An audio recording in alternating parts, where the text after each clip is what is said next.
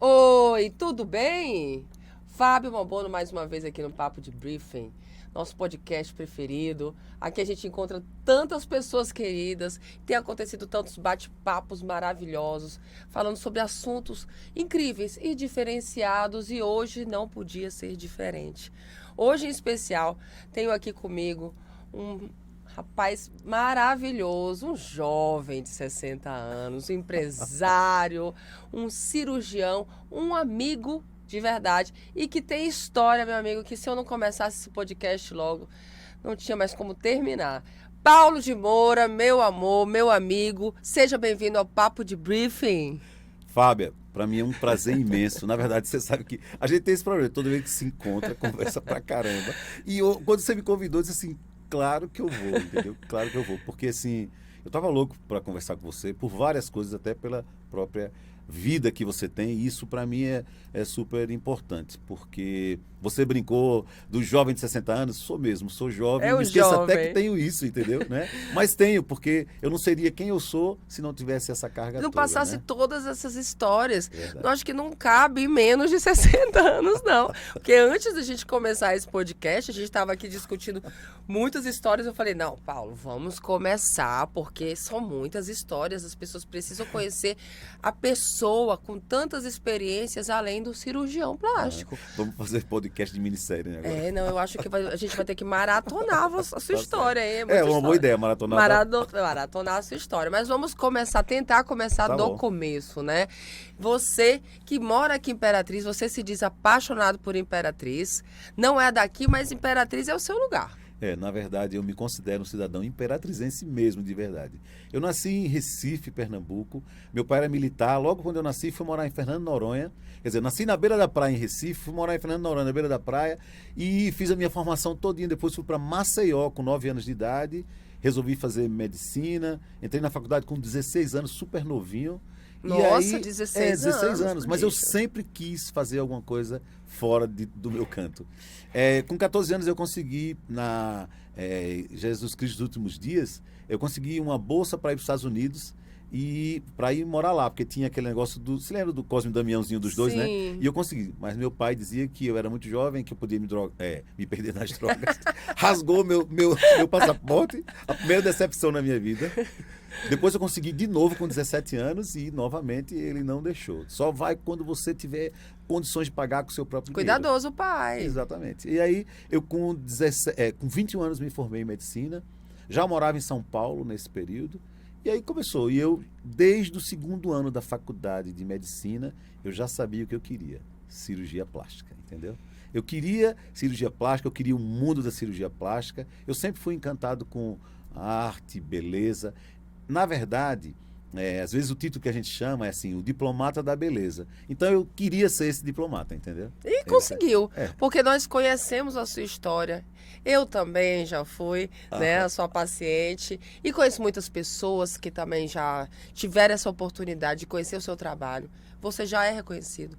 Mas não é só um cirurgião plástico, porque olha, as histórias que a gente escutou nesses bastidores aqui, você passou por vários outros setores.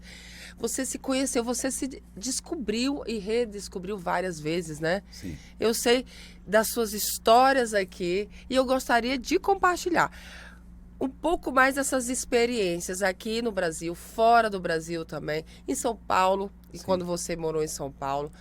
Vamos começar. Por onde a gente começa? Bom, na verdade, todo mundo fala assim, doutor Paulo, você é um artista. Sou. Sou mesmo. até um pouquinho do artista frustrado, porque eu morava no metrô da Vergueiro e era em frente à escola do Wolf Maia. E até hoje eu me arrependo porque eu não me inscrevi na escola de teatro. Daria, né? Mas eu acho que a minha vida sempre foi tão ocupada, resolvi fazer o teatro da vida, né? Disso aí. Que também é um desafio. Exatamente. Então, assim, mas eu sempre gostei. Eu acho que eu sempre me preocupei com a arte, por exemplo, eu sempre respeitei um cantor, um compositor, um quadro. Você olha assim e faz, meu Deus, quem que fez essa perfeição, entendeu? E às vezes não é reconhecido. Então eu sempre tinha essa... Você é curioso. Isso, Você exatamente. gosta de se desafiar, de conhecer. Pelas histórias que a gente estava conversando, as viagens que você fez, as experiências na dança, Verdade. né? Vamos Lá fora nos Estados Unidos também. Gente, muitas histórias para contar aqui do nosso amigo. A minha mãe falava que quando eu era criança, eu pedi para ter um globo, né? Que você rodava assim e eu apontava o dedo. E uma vez ela me pegou chorando à noite, porque eu fui dizer que tinha uma rua em Paris que não ia dar tempo eu conhecer. Eu queria conhecer as ruas do mundo, entendeu? Então, assim, eu já tinha essa inquietude mesmo, né? E música, meu pai sempre foi de ouvir música. Meu pai era diretor de administração do Teatro Deodoro em Maceió, Alagoas. Então, artistas frequentaram a minha casa, atores, cantores, Roberto Carlos, Fafá de Belém foi muito amigo do meu, era muito amigo, meu pai já faleceu. E assim, e outras pessoas, a gente, Estênio Garcia, pessoas que eu me lembro assim de conviver, de viver e ir na minha casa, comer, almoçar com a gente. Então o assim, cenário já te propôs, te exatamente. colocava nesse tipo de sentimento, né? Nessa Exatamente. experiência. A minha primeira namorada me levou a ser modelo, eu desfilei uma época também, entendeu? Né? E foi um desafio, porque o primeiro desfile de moda na minha vida foi com a primeira mulher que se assumiu como trans, que era Roberta Close, pela música do Erasmo Carlos. Meu primeiro desfile foi com a prancha de surf e Roberta Close pendurada aqui nas minhas costas. E todo mundo, você tem coragem de ir? Eu, claro que eu tenho, eu vou aqui. E ela era uma pessoa encantadora, entendeu? Eu já era, numa época, apaixonado pela Luísa Brunet, Xuxa, todos eram da minha época, né? Então era símbolo sexual, como Sônia Braga, então, pra mim... E você tendo essas experiências, mas vamos fazer o seguinte, vamos começar falando aqui em Imperatriz, quando você chegou, essa sua, eu quero mostrar também quem é o cirurgião. Me fala um pouco sobre essa tua experiência, sobre esse teu trabalho de início como cirurgião plástico. Porque são tantas histórias e eu quero contar ela cada uma delas. Na verdade, as pessoas me questionavam muito sobre por que eu vim para a Imperatriz, entendeu? Porque assim, eu estava com 38, perto dos 40 anos em Maceió, numa ascensão maravilhosa. Eu era um dos melhores cirurgiões, existiam 42 cirurgiões plásticos na cidade, eu era considerado primeiro, segundo, terceiro, sei lá. Mas isso não me deixava nem um pouco completo ou feliz. Eu sempre tinha algo que me perturbava. E eu comecei a ficar me questionando que eu queria fazer sempre algo maior, uma grande ação tal. Como eu morei nos Estados Unidos um período, eu conheci uma menina que era dona de uma revista francesa, Novelis, e aqui estava começando a aparecer as clínicas de estética, né?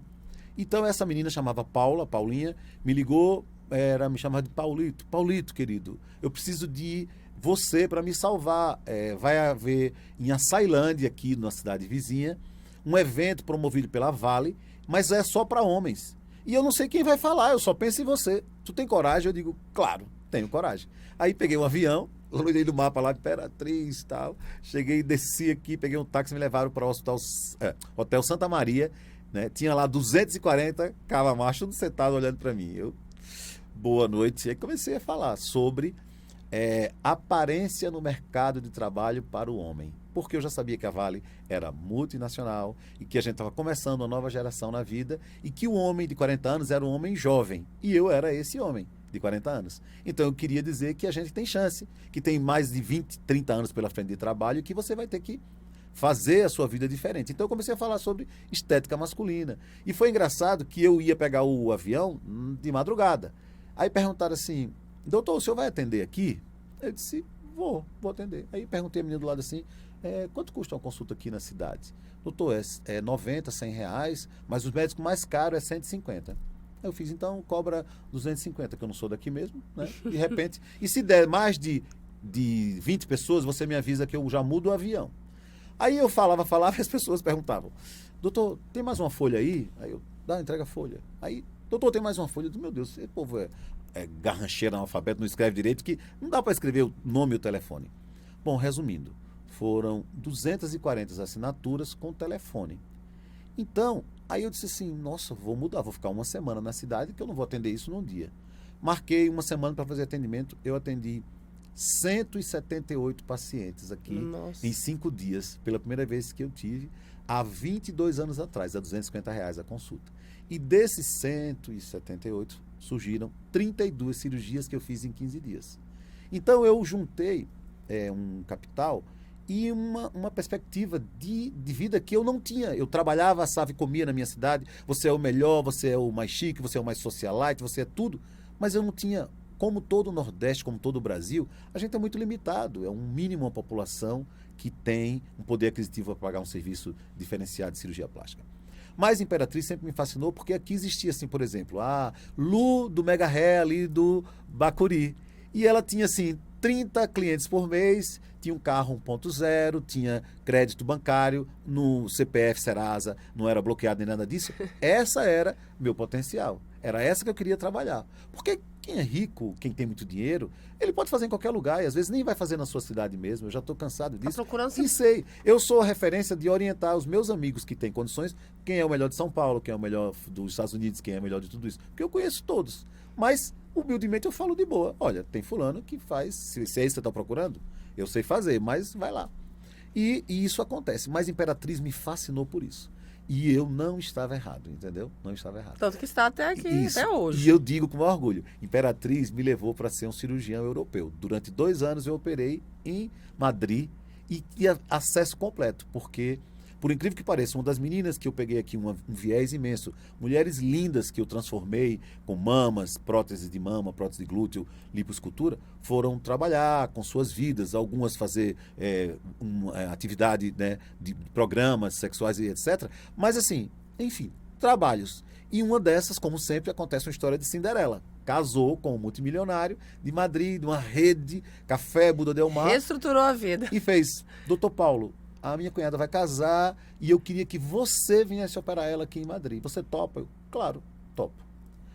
Resumindo a história, ela ia casar com um diplomata, nada mais, nada menos de Emirados Árabes. Cheguei com minha maletinha no aeroporto de Madrid, né? E aí desci, tinha um carro do consulado lá, da diplomata. Direto, eu não fiz nem alfândega. Eu entrei dentro do carro com minha mala tudinho. Eu me senti o imperador já do local.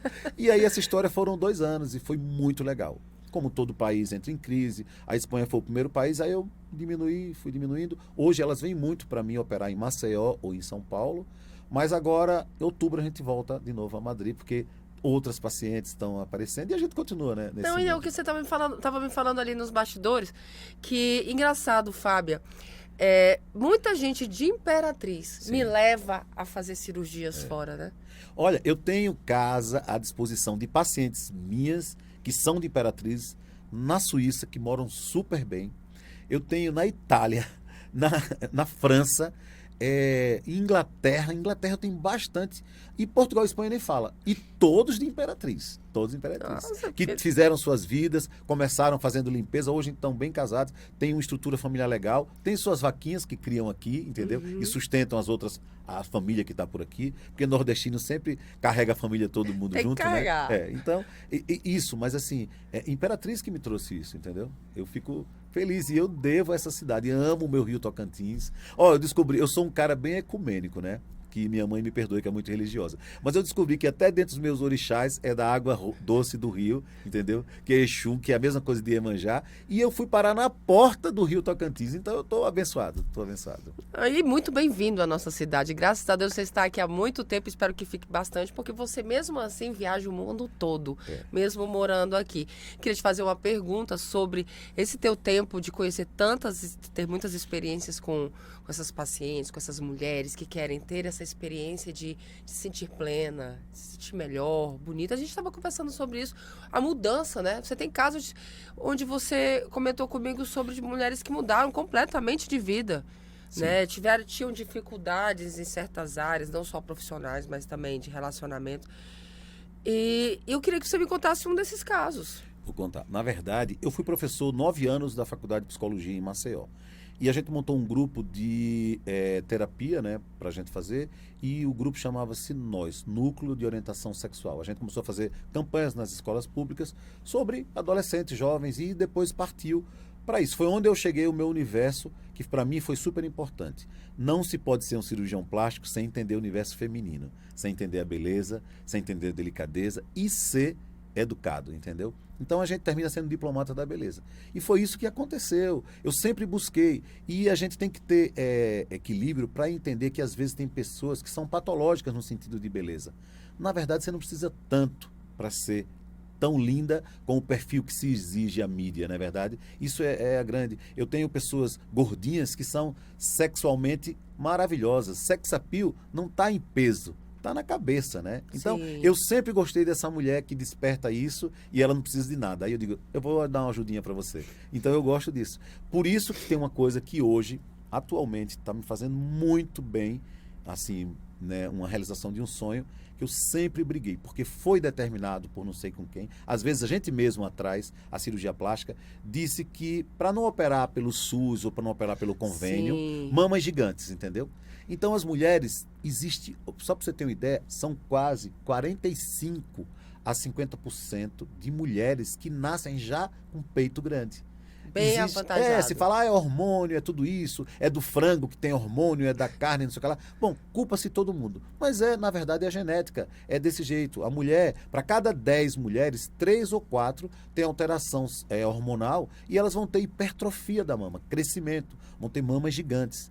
Então, elas têm que ter doença na mama, tem que ter lesão na coluna cervical, lesão na coluna torácica, para poder permitir que seja feita a cirurgia, quando não pode pelo SUS. Justificar para poder fazer. Isso é tão ridículo, ela tem que passar com o neuro, tem que passar no ortopedista, tem que passar no psicólogo, para chegar no plástico e a gente não querer operar porque paga uma merda, o SUS, a coisa, só, falando em números, é R$ 105 por uma cirurgia de mama, entendeu? Que é a mesma para tirar um sinal.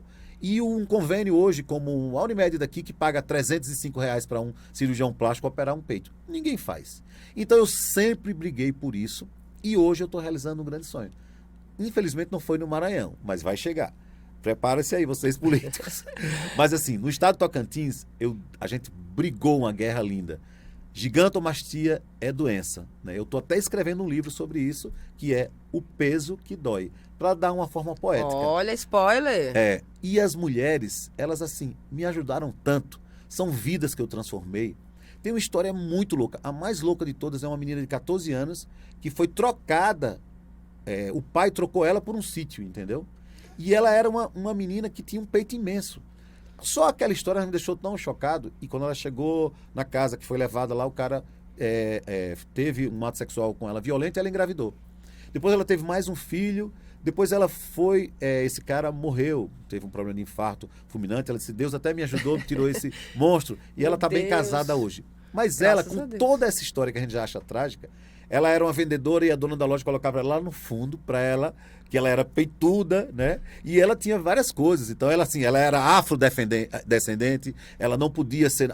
As lourinhas estavam na frente e ela atrás. Sempre. Então, ela sempre foi discriminada. Peituda, gorda, feia, negra, e ela sempre estava na pior. Só que ela, como era do caixa, ela observava que as vendedoras eram muito invasivas nas clientes. E aí terminou ela entendendo que era melhor eu levar a sacola para casa das clientes, e ela tinha o telefone de todas. E ela começou a ser a sacoleira. E ela hoje é dona da loja, Fazia e a uma loja relação. que ela trabalhava fechou, entendeu? Olha. Então tem histórias assim que a gente não acredita de superação. Tem outra linda, é uma menina que até é evangélica, mas ela tinha 17 anos e ela nunca tinha tido nenhuma experiência, nenhum homem tinha tocado nela, principalmente namorar, né? Uma coisa simples, não era nenhum ato sexual, namorar. E quando a gente fez a cirurgia, elas fizeram um chá de lingerie para ela, entendeu?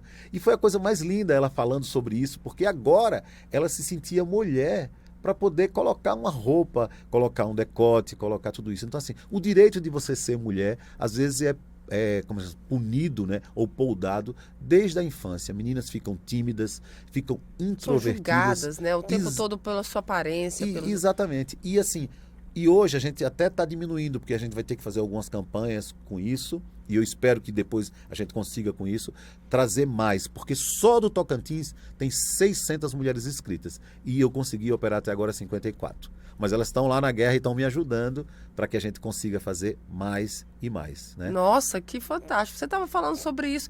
Isso é um projeto maravilhoso. Isso aí eu quero fazer assim uma história disso, entendeu? Eu quero escrever e pisar, porque na verdade... E existe um estereótipo, né? Existe vamos dizer, um preconceito né? Que a gente também estava conversando sobre isso, de você, por exemplo, trabalhar com o SUS, Sim. né? Lógico. Não, na verdade, já acharam até que eu tava. Ele tá É por falido agora. necessidade. Ele tá por necessidade. Não, minha gente, se eu fosse por necessidade, SUS não dá nem da vida nem para quem tá precisando, nem para quem tá trabalhando. Os médicos todos reclamam, todos são mal remunerados, são desrespeitados. Isso é fato. Eu abracei essa causa por livre e espontânea vontade. Na verdade, todos os dias me chamam aqui padres e pastores para fazer ação social, ajudar a cesta básica. Quando veio o Covid, cesta básica toda semana. Sabem bem aqui todos os músicos e cantores dessa Sim. cidade de Bandas, que eu apadrinhei todos na época também do Covid, dei cesta básica, apoiei. Dizem que todo o dinheiro que eu tenho eu dou para banda, que eu dou para música. Na verdade, disse que eu queria ser um cantor, sou um cantor frustrado. Nada disso, porque eu amo a arte e ajudei. Mas eu nunca me encontrei numa função que eu sei que eu vim para fazer essa história. Então, gigantomastia é doença, é esse que eu luto, e a gente vai terminar o livro, né? A dor, o peso que dói, e tá uma história linda. A gente vai conversar muito sobre isso. Não, e ainda aí. vai trazer esse livro aqui pra gente apresentar, pra você mostrar, fazer o lançamento desse livro, pra realmente a gente abrir mais ainda sobre esse Com assunto, certeza. porque a gente precisa explicar para as pessoas realmente como ele é importante, né? Sim. E, meu amigo, também das nossas viagens. Olha, tá vendo? O Paulo de Moura, ele tem histórias maravilhosas de experiências. Você me perguntou não só sobre a com dança, mulher. não é? É. Vou lhe falar então. Vou da dança. exato, Eu- sobre a dança, sobre o encontro do seu primeiro amor, que até hoje é a sua É minha esposa, esposa, é verdade. de ser modelo, Aham. até, meus amigos, de Gogo Boy. Olha só, tá vendo? Ele quer ser ator, cantor, mas já foi Gogo Boy, Verdade. Então, dançarino. já estamos esperando no próximo BBB. E vamos chegar lá, hein? Ó, na verdade, só para uma pausa que eu vou lhe dizer, mas eu vou falar sobre a dança, é que uma das coisas que eu sempre busquei era ser além do meu tempo, né? Eu nasci nos anos 60, 63, tenho 60 anos, mas assim, a década para mim do mundo foi os anos 70. A música dos anos 70, a roupa dos anos 70, o colorido dos anos 70, a liberdade dos anos 70 é uma referência no mundo para mim. Eu vivi a minha adolescência querendo conhecer o Estúdio 54 em Nova York. Quer dizer, eu era louco, então, já com 14 anos eu já queria conhecer o aquela estúdio. loucura lá, quem não, Isso, né? Quem exatamente. leu, quem viu a respeito. Exatamente. Então, assim, eu sempre gostei disso. Então, estava tudo ligado. E eu sempre tive esse cuidado. Dos meus trabalhos também como cirurgião plástico é a estética masculina. Eu sempre me preocupei e a gente vai trazer muita coisa boa esse ano aqui para a Imperatriz. A gente está com laser de CO2, a gente vai começar a fazer cirurgias de pálpebra masculina, e laser em face masculina. Lógico que a gente vai fazer no público feminino, porque todos os dias eu tenho 10 mulheres para 3 homens, mas cada dia eu tenho quase 5 mulheres para 4 homens e está ficando bem equilibrado, né? O homem é Hoje bem-vindo. o homem está Lógico, buscando mais, todos né? Já os tem um homens- tempo que os homens estão Lógico, buscando lógico. um pouco mais, não é só qualidade de vida, mas a parte estética. Aparência. Aparência é tudo. Você não precisa parecer ser riquinho, mas você precisa parecer ser feliz. Isso eu acho importante. Você pode estar de havaiana, vestindo uma sunguinha, mas está com a cara de novinho, bonitinho, né? Todo Eu bonito. acho que isso é importante. Então eu quero dizer que qualquer pessoa pode fazer isso e tem que se cuidar desde cedo, entendeu? Mas eu vejo que tem um público hoje de 40, 50 anos que me procura muito e tinha timidez. Paulo, que hora seu consultório está mais vazio? Olha, meu amigo, venha hoje que eu não tenho ninguém, só estou esperando você. Então, os homens são sempre bem-vindos e a gente faz isso, porque as pessoas perguntam, o que você faz? O que você está? Lógico, faça um pouco de tudo, ó, botox, um pouquinho de preenchimento, tá se cuidando, reposição hormonal, porque testosterona é tudo na vida, não pode se esquecer nunca disso, né? Se você pode, você está saudável, e controle de saúde, controle de doença, né? Então tudo isso é importante. Agora, posso falar da dança para você. Não, mas antes, a busca hoje maior dentro da sua clínica dos homens. Homem é assim, 35, 40 anos, lipoaspiração, para dar uma melhorada no shape, e cirurgia de pálpebra e nariz. Homem procura De muito. pálpebra eu escutei bastante. Vi muitos amigos, inclusive, fazendo, né? Exatamente, porque você tira aquele aspecto de cansado do rosto e traz uma... Porque assim, o nariz, por incrível que pareça, muita gente reclama. Mas preste atenção, todo mundo olha, eu estou olhando para você agora, eu olho para o seu olho e para a sua boca. Seu nariz passa despercebido. entendeu? Você tem muito mais sim. coisa legal para falar e eu tenho muito mais coisas para olhar no brilho dos seus olhos. Então, seu nariz passa despercebido. E é isso a visão do cirurgião plástico. Eu digo isso para toda paciente. Quando você não gosta do seu nariz, é só você, porque ninguém acha ele feio, entendeu? Então, já é um ponto para você entender que eu vou melhorar para você. Não precisa você fazer nariz para os outros. Que quando você faz o nariz para os outros, você se frustra. Ah, não está igual de fulano, não está igual de cicrano. Então, isso é problema. Tanto é que hoje, muitos cirurgiões plásticos não gostam de operar nariz pela expectativa do paciente, entendeu? É verdade. Olha, é engraçado como a gente já escutou muitos comentários justamente da maneira como você está falando. É. E vamos pra dança, né? Porque eu tô sabendo que você é um dançarino. Foi, na verdade, a vida, né? Que te colocou mais uma oportunidade. Esse cavalo selado que passou e você disse, eu vou montar. Verdade. Né? Me diga, como foi essa história da dança? Então, a dança, ela... Na verdade, eu sempre digo que se eu morasse Olha, você na pode Rússia... ficar à vontade, tá, viu? Tranquilo, eu tô de Uma boa aqui, maguinha, uma comidinha do nosso querida, do Pão da Vovó, a nossa parceria do Pão da Vovó. Só esse break pra dizer que, Cris, um beijo pra todo mundo do Pão da Vovó, porque ela só traz delícias e gostosuras. Com certeza. Só passa ali sempre para roubar os que tem de melhor. Então, eu sempre gostei de dança e eu falava assim, que se eu tivesse nascido na Rússia, eu teria feito balé. Teria mesmo, sem nenhum preconceito, que eu acho que é lindo, eu sempre adorei a dança como arte, como equilíbrio, desde os primórdios, os romanos, tudo isso, tudo, a expressão de arte era através da dança. A gente lembra em Anjos, você vê bater as asas, parece estar dançando. Tudo que é mágico envolve música e dança. Então eu sempre fui desse lado. Eu sou um passarinho, a vida inteira sonhei voando, então é desse jeito. Então música, para mim, sempre eu acompanhei isso. E nessa brincadeira, eu gostava de música eletrônica, de dança. Fui morar em Chapecó a primeira vez na minha vida e um pessoal me viu dançando e me chamou para um grupo de dança que estava se formando. Eu já era cirurgião plástico, já tinha uma condição, ganhava um dinheirinho, e aí pegava lá, disse assim, vou montar esse grupo melhor. A gente começou a montar. Fomos para um primeiro festival de dança internacional, que aconteceu em São José do Rio Preto. Eu consegui ônibus, consegui roupa, consegui tudo para o pessoal, incentivando, e a gente tirou primeiro e segundo lugar. Então, eu virei um bailarino, um dançarino de fato. Até na lousa... Isso em que período de tempo, assim? Isso foi quando eu tinha 29, 30 anos, né? E aí, o que aconteceu? 98, 97, 98, por aí, assim. E era Chapecó. E aí, quando a gente foi, que voltou com o prêmio, quando eu fui, escreviam na lousa, Dr. Paulo Moura, será que ele é bailarino ou médico? Porque dançarino ou médico? Então, eu achava isso engraçado. Nunca liguei, nunca tive nenhum preconceito. Preconceito é na cabeça dos outros e não na da gente. Eu estava perfeito e feliz. Viajei. Quando eu voltei, a gente passeou na rua em carro de bombeiro, como celebridades. Como Chapecó até hoje, é uma cidade de futebol. A gente sabe do acidente que matou um time inteiro, Sim, um dos melhores que existia no tragédia. momento. Frigorífico Aurora, frigorífico Chapecó, de basquete, de vôlei, tudo. É uma cidade que sempre investiu no esporte. E nada mais é porque a arte também estava lá na dança. E isso foi crescendo. Aí eu disse, olha, não vou ser mais bailarino, já tive a minha fase, gostei, mas também participei do CTG, Centro de Tradições Gaúchas, para desafiar os gaúchos que moravam, que dizia que eu não sabia dançar, né, com as botones e as galochas, estava de boa, fazendo sem problema, e gostava de dança, de qualquer estilo e qualquer ritmo.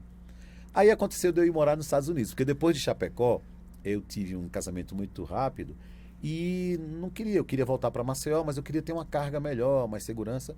Me inscrevi para fazer um curso de microcirurgia no estado de West Virginia, uma cidade Morgantown, e consegui a aprovação para esse curso. Aí quando viajei, eu só tinha o dinheiro para pagar o curso. E tinha que trabalhar um pouco mais. Aí uma amiga minha lá, brasileiros, né, sempre estão entrosadinhos, aí, Paulo, tem um barzinho que eu acho que combina com você, por que você não vai lá? Aí eu ia, servia chopp, mas eu colocava, dançava, rodava, que era com a mangueira, e eu brincava, dava banho de todo mundo, e eu ganhava uns $300 por semana, e aí tal. Quando foi um dia, um cara disse assim, aqui 30 quilômetros tem um bar que é legal, você vai se dar bem. Você é o cara mais animado, dança bem pra caramba, você não quer ir dançar lá não? Pagam mais. Olha eu fiz, aí. mas é só pra dançar mesmo? Inclusive, americano é muito púdico, né? A gente não pode caracterizar nenhum tipo de prostituição, nem comércio, nem nada, porque então eu não era para ser garoto de programa, né? Que eu já pensava que o negócio era virar baixaria. Eu disse assim, não, vou lá. Aí eu entrava 6 horas da noite pelo fundo, que era numa rua de trás desse bar, e eu ficava sentado lá dentro de uma sala esperando dar 8 horas, aí eu subia por um corredor e subia num balcão, uma plataforma, eu entrava dentro do bar, pela uma escadinha e eu subia lá na minha plataforma de dança. Bom, aí eu fui o Gogô Made in Brasília. Brasília Boy. E eu era, Boy. Exatamente. Na verdade, eu nem colocava meu nome, porque lá eu era conhecido como Dr. de Moura. E lá, meu nome é Paulo Sérgio Silvestre de Moura. Então eu era Silvestre, que era para ter o aspecto italiano, né? Mas eu era brasileiro. Então na primeira noite que eu fui, as pessoas iam lá e colocavam dinheiro. E era uma boate normal, de homens e mulheres, frequentava todo mundo, mas na verdade, era um boteco no meio da estrada que tinha como dança homens e mulheres para alegrar o ambiente, entendeu? Então quando você entrava, tinham várias plataformas, eram 5 homens e 7 mulheres, entendeu? No meio de toda essa boate. E era muito gostoso. E aí eu comecei lá no fundo, depois eu era primeiro. E aí o primeiro dia eu saí com $800. Aí o cara fez, você não quer vir na quinta, não? Eu fiz, não, eu não posso. Eu tenho que ir pro hospital. Aí, tem que lembrar dá que um jeito. sou Eu mando lhe pegar. meu amigo. Eu mando lhe pegar. Aí eu fui, terça e quinta. Eu cheguei a fazer $1.800 numa noite. Foi uma noite que eu fiz mais. Olha aí, e aí, meus amigos. Na semana seguinte eu fui aprovado. Eu fiz 11 trabalhos nos Estados Unidos para poder conseguir uma bolsa. E dos 11, 9 foram aprovados. Então eu tinha um contrato de 3 anos para os Estados Unidos. Aí mais uma vez, a dança fez parte da minha vida, mas eu preferi ser médico. Aí eu fui viajar os Estados Unidos inteiro, dando palestra, fazendo curso, no que hoje a gente tem aqui em Imperatriz a clínica Cicatrizar, que é a Câmara Hiperbárica, que é a realização de um sonho. O meu trabalho principal foi sobre cicatrização de feridas. Então eu sou um cara realizado. Eu precisei daquilo para chegar onde eu estou hoje, entendeu? Você tá vendo, gente? São muitas histórias. Todo mundo tem muitas histórias diferentes, mas olha, meu amigo, essas suas histórias são maravilhosas. Quem diria? E na verdade, eu acho fantástico da gente estar aqui conversando, porque eu já te conheço, né? Eu já sei algumas histórias. Conheço a sua esposa também, que por acaso temos o mesmo nome, Fábia, um beijo, muito querida, e que faz parte de toda essa história também, uma novela, esse casamento. Com certeza, eu tenho 3 grandes histórias românticas na minha vida de mulheres, por sinal todas 3 leoninas. Lógico que uma leonina ia mandar em mim um dia, né? Então, dona Fábia, ela é a dona de mim, né? Eu brinco sempre, mas assim, é a minha mulher, é a mulher que eu amo. A gente tem vários conflitos, porque leonina com canceriana. Canceriana é sonhador. Ela me pega, eu estou na lua, e ela me traz de novo. Ei!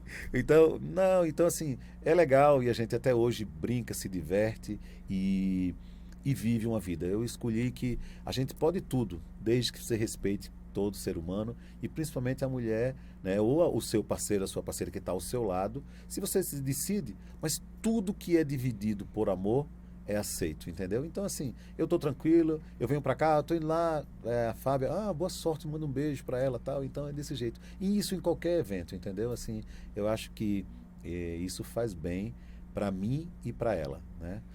Ela, às vezes, adora dizer que eu sou o troféu dela, né? Porque todo mundo sabe, a Fábia é magra, seca, tudo que o cirurgião plástico desejou na vida, ela é. Então, graças a Deus, ainda bem, mas eu sei do que ela se cuida, sei do que ela faz, que ela tem as vaidades dela, afinal de contas ela carrega também esse estigma de ter sido uma mulher sempre muito bonita, modelo, e ela está fazendo jus. A gente acaba né? até se cobrando muito Exatamente, nisso, né? Você hoje ela trabalha com isso, por exemplo, ela é personal style, personal design, tudo isso, ela gosta disso, entendeu? De mexer com essas coisas. Se você quiser uma orientação sobre o que você quer vestir, o que você quer fazer na sua casa, o que você quer organizar, personal organizer, na verdade, tudo ela se resume já em conversamos tudo isso. sobre isso, inclusive. Isso é uma coisa bem legal. Então é isso. Deixa... Fábia é parte de mim também. Tem que ser.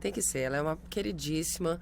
Que bom que ela deu um espacinho aqui seu aqui pra gente conversar. E eu queria também saber, Ivo Pitangui, que esse nome é para você? Na verdade, o Ivo Pitangui, eu li sobre o Ivo Pitangui há muito tempo atrás. Eu ainda era estudante. No primeiro ano de medicina, no final do ano eu já queria fazer cirurgia plástica, então eu passei a ler tudo. Eu sabia tudo da ilha do Pitangui, das técnicas do Pitangui, e eu passei 3 anos tentando fazer residência no serviço do Ivo Pitangui.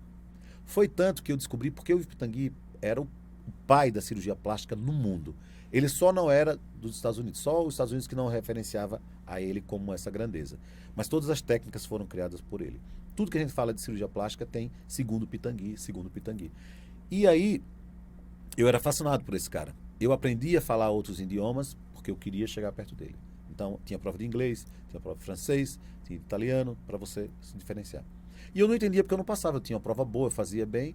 E aí eu descobri, através de eu sempre ser esse cara assim, de comunicativo demais, eu conheci uma pessoa que trabalhava em Santos, eu a ajudei, salvei de um acidente que aconteceu, era uma mulher no rosto e tal, e era parente do atual cara que trabalhava com Pitangui. Aí ele foi e mandou uma gravação do Pitangui para o serviço que eu estava tentando esse ano, que não era mais ele. Aí eu vi o Pitangui falando assim, olha, esse rapaz que está aí, Paulo, ele é um rapaz encantador. Eu não tenho condições de assumir nenhum brasileiro nos próximos 10 anos. Por isso que a residência só tem estrangeiro. Porque eu sou pago para isso. Infelizmente, o mundo está assim, complicado. Mas ele pode vir para mim a hora que quiser, ele é bem-vindo quando ele entrar no serviço. Então, se tiver a oportunidade de ficar, esse menino é de ouro. Foi onde eu passei em outro serviço. Nossa. Pela indicação dele, entendeu? E na minha cidade tinha um cirurgião plástico, que era ex-aluno Pitangui, mas não podia indicar, não tinha esse poder, você está entendendo? Que na verdade a gente tenta. Mas aí eu passei a fazer a residência de cirurgia plástica. Quando eu terminei, eu passei 6 meses nos Estados Unidos e convivi com ele mais um pouco. E eu era fascinado. Ele chegava perto de mim, eu ficava meio abobalhado, não sabia o que falar. Mas a minha realização mesmo foi porque quando eu fui morar nos Estados Unidos, que eu participei desse congresso para trabalhar sobre feridas e curativos, aí o que aconteceu? Paula, os Estados Unidos, Fábio, os Estados Unidos nunca reconheceu o Pitangui. Nesse ano, passou a dar a ele o título de cirurgião do século. Assim como o Pelé tinha recebido, o Pitangui recebeu. Aí eu fui buscar o professor Pitangui no aeroporto, entendeu? Para vir. E no caminho a gente conversando assim rápido, ele fez assim, olha moleque, rapaz, engraçado como é que é a vida, né? Você está apresentando um curso num Congresso Mundial de Cirurgia Plástica nos Estados Unidos. Eles estão reverenciando um brasileiro. Nunca fizeram isso. Eu estou há 50 anos tentando ser alguma coisa na porra desse país. Agora que eles vão me dar uma medalha. Você é melhor do que eu. Eu disse assim, meu Deus do céu. Eu ganhei meu mundo, né? Ganhou o mundo Ganhei ali, o mundo, né? porque assim, a vida inteira eu pensava nisso. Então, e era isso que a gente pensa. Na verdade, eu via nele uma inspiração, não por ele ser o poder de tudo isso, mas era o que ele inspirava a gente, né? Então, até uma vez eu fiz um documentário aqui com o pessoal da Difusora e era sobre inspirar, né? E eu contei um pouco dessa história, porque assim, o que é bom da vida é você poder inspirar as pessoas, né? Sim. Eu digo sempre, olha, não é fácil ser cirurgião plástico, mas é divertido e eu sou muito feliz, entendeu? Então eu adoro o que eu faço. Você escolheu certo. Eu escolhi certo, tenho certeza. Me diga para as pessoas que te assistem, que conhecem um pouco do teu trabalho, outros médicos, outros profissionais, pessoas que estão começando, o que você diria para essas pessoas que estão ali? O que você diria para você? Na verdade, hoje, o Antigamente. médico jovem, ele é muito ansioso. Então, às vezes, ele, inclusive na cirurgia plástica, parece que ele precisa já ser rico antes, porque qualquer aparelho de cirurgia plástica hoje, dos melhores, custa 1 milhão, 800 mil. Então, às vezes, você não tem essa grana para isso. Vai começar. Você tem que amar muito. Porque hoje eu falo assim, muitos médicos que me procuram para fazer estágio comigo, fazem assim, doutor Paulo, eu sempre pensei em fazer cirurgia plástica, mas são 6 anos, né? Acho que não vai dar. Então, você já tem dificuldades de aceitar isso. Já começa assim, nossa, é tanto tempo, né? As pessoas têm muita pressa, né? Eu nunca me preocupei com isso. Nunca me preocupei com isso. Até porque, quando eu morei nos Estados Unidos, eu tinha 28, 29, ia fazer 30 anos. E eu era o mascote. Porque o pessoal mais novo que eu tinha 48, 50 anos. E eles eram super jovens. E eles estavam no auge. Eu já era muito mais do que eles para o brasileiro, você está entendendo? Mas eles eram isso. Talvez por isso que eles poderiam comprar tanto acesso, ter acesso a tanta coisa, aparelhos novos tecnológicos, porque eles já tinham dinheiro para isso, você está entendendo? Então eu acho assim, você quer ser cirurgião plástico? Primeira coisa, tenha paciência, determine quais são os seus caminhos, né? E trace metas, e sonhe.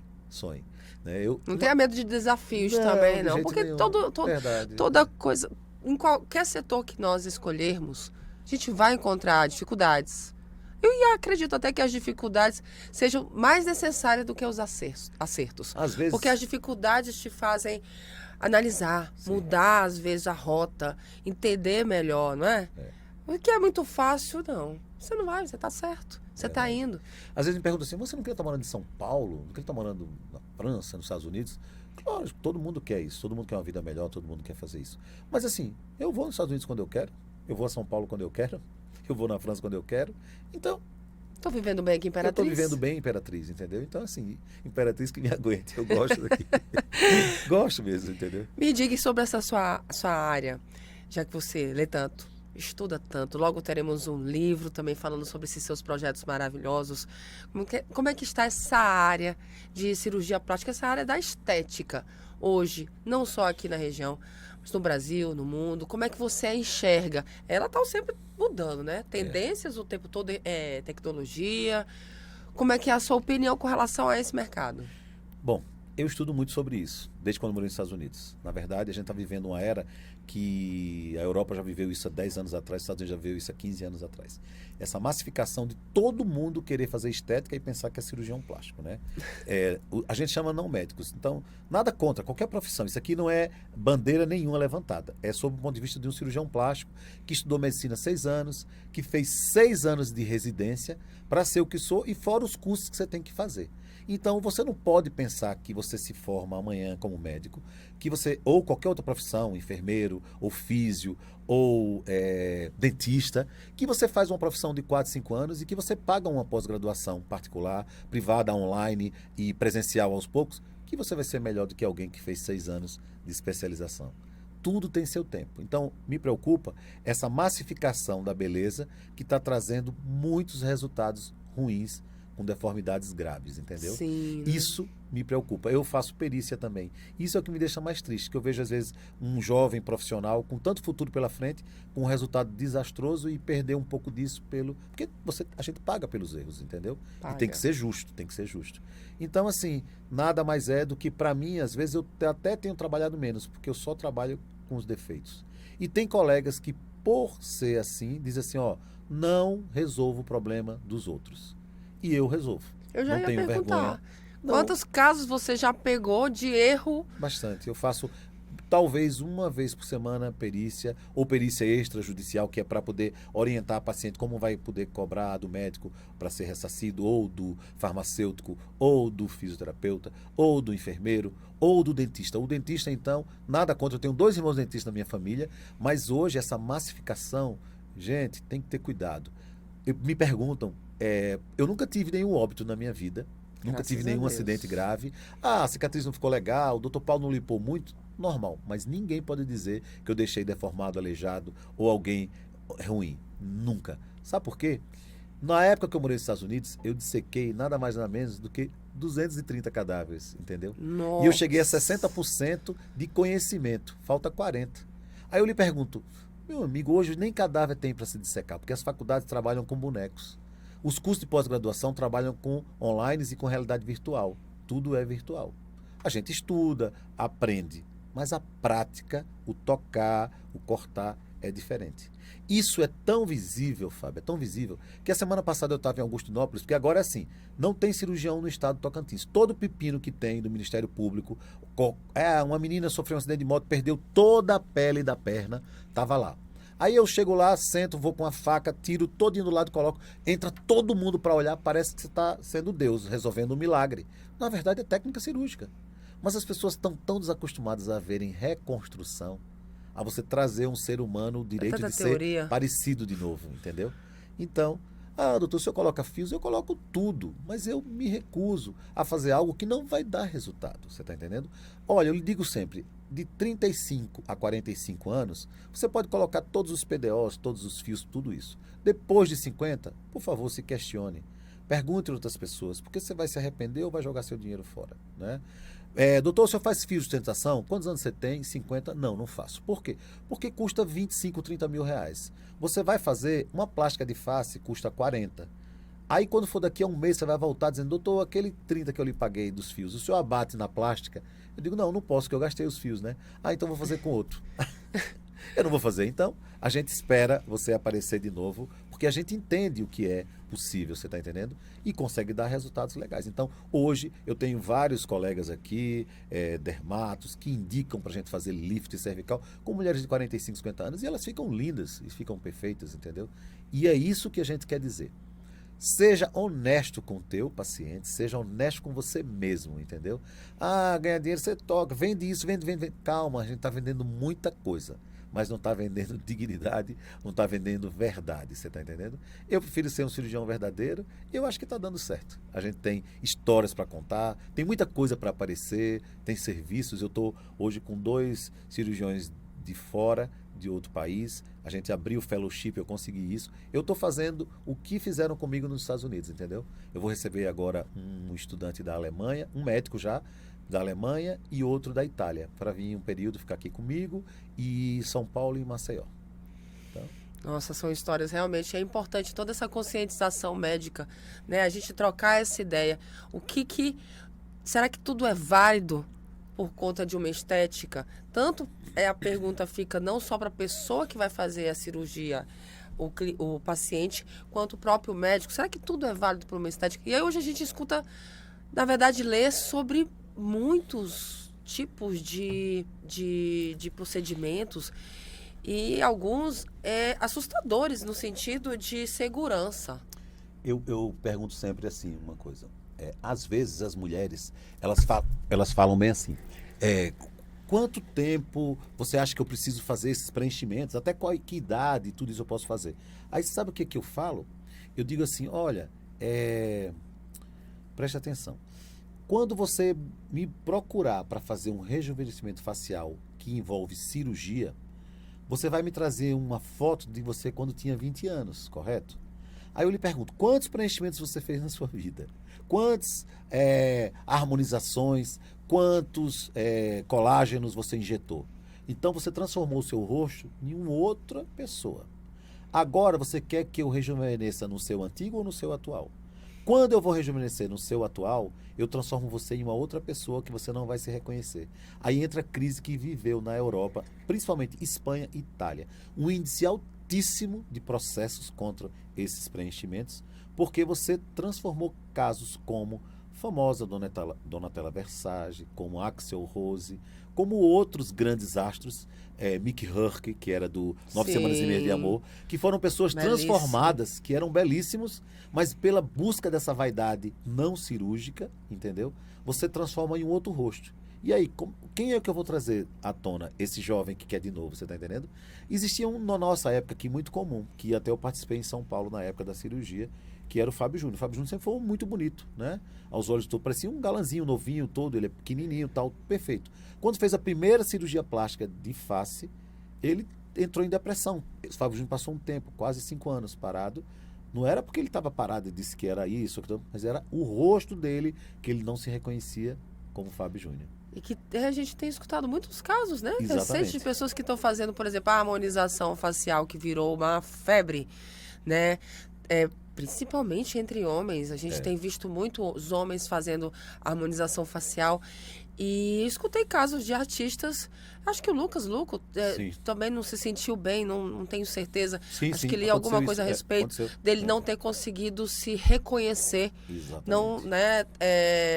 Também o Eduardo Costa, algumas outras pessoas. São estereótipos, né? Você não quer a boca da Glória Menezes, você não quer o rosto do Eduardo Costa, mas aquele só é testosterona, doutor? Não, mas está muito diferente, ele está diferente. E realmente fica. Na verdade, o Eduardo Costa lembra o rosto do Mickey Hurk, entendeu? Lembra. Porque quando você quer harmonizar, você quer copiar o rosto de alguém. Então você monta o rosto da pessoa. Sabe aquela história do drag? O drag é a mulher mais perfeita do mundo, mas ela foi montada na mágica. Agora, você imagine criar aquele rosto para sempre. Quando você harmoniza demais, você cria um rosto montado para sempre. E aí, você quer isso? Você quer acordar de manhã e já não ser você? Então, isso tem que ser pensado, tem que ser discutido, entendeu? Tem que ser, porque vai além de só uma cirurgia, né? Exatamente. Vai para um lado psicológico do paciente, que ele às vezes não consegue nem retornar. E tem algumas que conseguem reverter, tem outras não, né? Verdade. Tem alguns casos de algumas cirurgias, de algumas harmonizações faciais que o médico consegue fazer a reversão, mas tem outros não. As redes sociais trazem uma coisa muito interessante. Eu tive uma pergunta recente de uma blogueirinha famosa aqui do estado do Maranhão, né? De São Luís até. Oi, doutor Paulo, tudo bem? Eu conheço você muito, você é uma pessoa querida, maravilhosa. Doutor Paulo, não se ofenda com a minha pergunta. Eu disse, pode perguntar. Me apresente um especialista em prótese. Eu fiz, como? Eu queria um especialista em prótese, doutor. Me desculpa, eu não queria. Eu sei que o senhor faz muito cirurgia de mama, tal, tal. Eu acompanho você, tal. Mas eu queria ver especialista de prótese, porque eu tenho tanto medo. Fiz, mas minha linda. Bom, faça o seguinte. Você está com um tempinho? Tá. Eu vou lhe mandar umas fotos e depois eu vou falar sobre essas fotos. Você vai abrindo, deixa o telefone viva a voz e eu vou lhe falar. Aí, tá bom. Passei as fotos. Aí ela disse, olha, essas fotos que eu lhe passei é de uma mulher de 32 anos de idade, que teve um câncer de mama com 28 anos e foi amputada o peito todo. E ela me procurou porque disseram que eu poderia reconstruir essa mama e tal. E eu disse, tudo bem, mandaram o que eu sei fazer. Então você viu que ela tá lá o abdômen e ela não tem nada, que arrancou muito da mama, tinha um buraco grande, doutor, coisa horrível e tal. E ela vendo as fotos e ela... Aí, ela só tinha um pouquinho de barriga, você viu que ela é magrinha, mas tem um pouquinho de barriga. Então eu resolvi criar um novo peito para ela. Eu tive que criar, mas eu não estou inventando, é técnica que já existe. Eu fui da barriga dela, tirei um pedaço de pele e coloquei lá em cima no peito e montei uma mama. E quando eu fiz isso, ela já ficou super satisfeita, porque ela chorou tanto que ela pegava assim, doutor, esse é meu peitinho pequenininho, mais bonito do que o que eu tenho. Eu fiz, não, mas não acabou, daqui a 6 meses você vai vir e eu vou fazer a outra mama e vou tirar do bico da outra mama e vou reconstruir outro bico para você. Gente, impressionante a medicina. Aí ela disse assim, não, doutor, mas eu não preciso. Aí ela voltou 6 meses e eu contando isso para a menina. Aí ela foi e continuou, tá ouvindo? Tô. Porque ela ficava silenciosa. E então, agora, ela voltou 6 meses. Você viu? Agora eu vou marcar o que eu vou fazer. Eu vou tirar essa mama, vou diminuir, vou colocar uma prótesezinha nessa, vou colocar uma na outra, e vou pegar o bico do peito, que é muito grande, e a auréola, vou pegar uma parte desse, vou levar para o outro lado e vou fazer. Ó, essa foto, que eu fiz o bico. Tá ouvindo? Você tá aí? Tô ouvindo. Aí passou. Aí depois eu vou mostrar ela, depois de 6 meses da cirurgia, que ela veio para mim, aí ela fez uma declaração linda, e que até hoje eu fico emocionado. Diz assim, olha, doutor, eu rezei a vida inteira para não morrer de câncer. E nem me importei de perder o peito, entendeu? Mas depois eu vi que Deus era poderoso, e ela sempre foi muito religiosa, falava assim, que ele fez assim, doutor, ele não me deu um peito, ele mandou Deus fazer de novo outro peito em mim, você é intermédio dele, porque você fez mais bonito do que ele fez a primeira vez. Ele tirou de mim, me destruiu, mas ele fez você fazer outro melhor do que fez a primeira vez. Então eu tive direito 2 vezes. Aí eu fiz, você ouviu a história? Ela fez assim, Maranhense, tô passada. Mas assim, é chocada, inclusive, a maneira, né? Como você reconstruiu. Aí eu perguntei pra ela, e agora, você quer um cara que só coloque prótese ou um cara que pode construir um peito onde não tem? Ela fez, você tá certa, doutor. Vamos marcar nossa cirurgia. Isso que é argumentação, meu amigo. Isso que é argumentação com fatos, fotos, registros, tudo o que precisa. Eu conheço seu trabalho, eu conheço pessoas que já foram seus pacientes. E a reconstrução, na verdade, o trabalho da cirurgia, como tudo na medicina, Sim. né? E, na verdade, como em todos os setores, a gente precisa procurar pessoas que tenham histórias, que tenham casos de sucesso, né? Os cases, que tenham os cases de sucesso, que tenham referências. E uma coisa que você tem é referência. Né? São quantos anos mesmo de... Na verdade, eu me formei em 80... Eu me entrei no vestibular em 80. Me formei em 86. Hoje eu tenho 37 anos de medicina e 35 anos de cirurgia plástica. E nesses anos todos, o que é que Paulo de Moura, esse doutor, esse clínico, ele ainda não fez, ou gostaria de fazer, ou gostaria de repetir, ou gostaria de melhorar algo? Na verdade, a gente, como cirurgião plástico, eu sou um cirurgião plástico das antigas, completo. Hoje, o tempo está tão corrido que as pessoas não têm tempo de se prepararem tanto para isso, né? Então eu sou um multi, poli, a gente faz tudo, porque trabalhar a essência de cirurgia plástica é trabalhar com cirurgia reparadora. Se você reconstrói algo, o que melhorar é muito fácil, entendeu? Porque, por exemplo, essa história do trabalho de mama, tem alguns cirurgiões que demoram 6 a 8 horas numa plástica de mama. A gente faz em 1h30, 2 horas. Uma mama gigante, que ninguém consegue trazer uma auréola de volta, tal, tudo isso. Por quê? Técnica, aprendizado, experiência, você está entendendo? Mas às vezes eu nunca dei valor às mamas que eu fiz, sabe por quê? A gente faz tão rápido. É habilidade, né? É habilidade. E Prática. habilidade é prática. Mas tem um segredinho. sou filho de costureira. Minha mãe costurava vestido de noivas e vestido de festas. Eu, para não ser um costureiro, resolvi costurar a pele, entendeu? Então, mas eu tenho aptidão. Desde criança eu sei fazer os abainhas da minha calça. Minha mulher às vezes me rouba querendo fazer isso. Prenda esse botão aqui. Eu digo, não, por favor, não faça isso comigo, não. Eu sou cirurgião plástico. Mas assim, Um menino prendado. quando você quer fazer uma coisa bem feita, você tem que gostar daquilo, você tá entendendo? Costumo dizer muito isso aqui na agência, hein? Olha, Paulo, e antes da gente encerrar também, que essa conversa maravilhosa, que ainda bem que você aceitou esse convite, da gente ter essa conversa, eu poder mostrar aqui para as pessoas que nos acompanham um pouco desse profissional, desse parceiro, desse amigo, desse investidor, desse gogo boy, desse empresário, enfim, são tantas coisas que você já fez e tudo mais. Quais são os seus próximos projetos? Você falou do livro, né? Sim. Fale pra gente um pouco desses próximos projetos que você tem aí para nos apresentar. Chegaram a me perguntar sobre montar um serviço de residência de cirurgia plástica aqui na região. Não é uma coisa impossível, né? Mas eu faço isso já indiretamente com a Otus, né? O pessoal da Otus, a gente tem residência de otorrino e eu estou dando auxílio ao pessoal na parte de cirurgia de nariz, que é uma coisa legal. Eu sempre gostei de ensinar. Em Augustinópolis, alguns estudantes me acompanham e a gente está aqui, tem alguns trabalhos. Esses projetos são coisas que vão fazer histórias na vida da gente, né? Eu tenho a cicatrização de feridas, a gente tem feito muita campanha. Adote uma ferida. Se você vê alguém que tem uma ferida crônica durante muito tempo, procura a gente, que a gente consegue achar um jeito de lhe tratar e trazer de volta. Então tem vários projetos. A gente vai entrar um pouco com isso do serviço público para tentar levantar essas bandeiras. Tem muita gente administrando com gestões que não tem interesse em comum. Quem é que não gostaria de ajudar uma população imensa de mulheres? Mulher hoje, minha gente, está no comando. Né? Mulher está na frente. Ainda bem que agora vai Mulher dar tá certo. na frente. Se você não fizer por elas, você não tem nada. O que você fizer por elas, você tem tudo. Né? Eu sempre digo assim, o segredo está com as mulheres.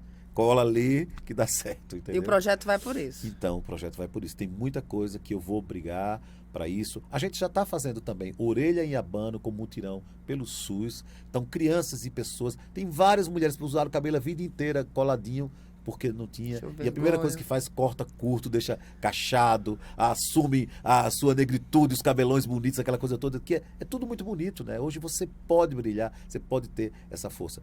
Pálpebra para as mulheres acima de 50 anos, que é também doença e pode ser feito pelo SUS. A gente também está com esses projetos aí também.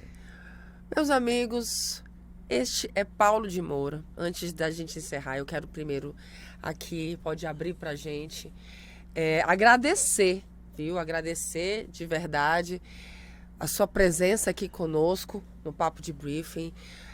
Mostrar para as pessoas que por trás de um cirurgião tem uma pessoa, tem um humano, tem um artista, uma pessoa incrível, entendeu? Que conheço. Eu sou sua paciente. Até hoje, com muita alegria, inclusive. Isso é bonito, é bem fácil. Olha lá, meu amor.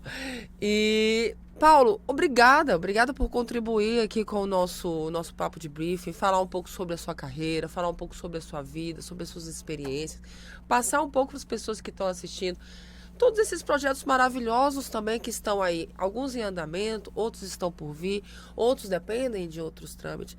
Paulo, obrigada. Todos nós aqui amamos ter você.